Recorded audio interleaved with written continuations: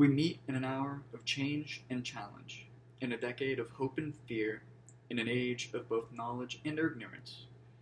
The greater our knowledge increases, the greater our ignorance unfolds, and no man can fully grasp how far and how fast we have come.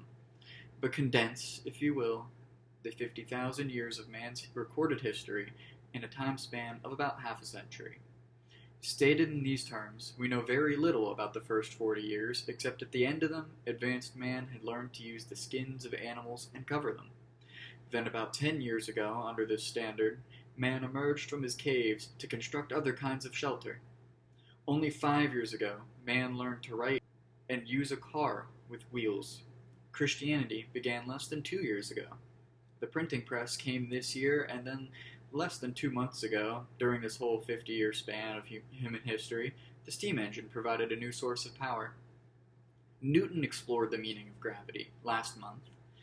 Electric lights and telephones and automobiles and planes became available. Only last week did we develop penicillin and television and nuclear power. This is a breathtaking pace, and such a pace cannot help but create new ails as it dispels old. So it is not surprising that some would have us stay where we are a little longer, to rest, to wait.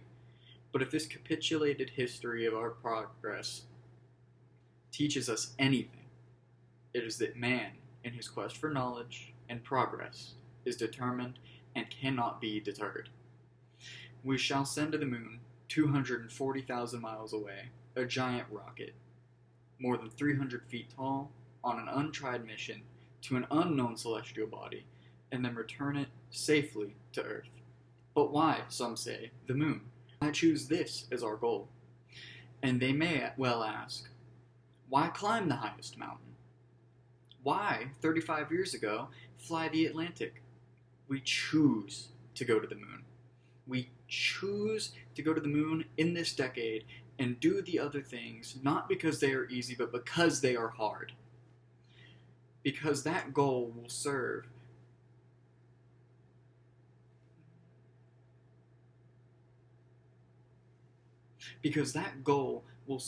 to organize and measure the best of our energies and skills, because that challenge is one that we're willing to accept, one that we are unwilling to postpone, and therefore, as we set out, we ask God's blessing on the most hazardous and dangerous and greatest adventure that man has ever gone.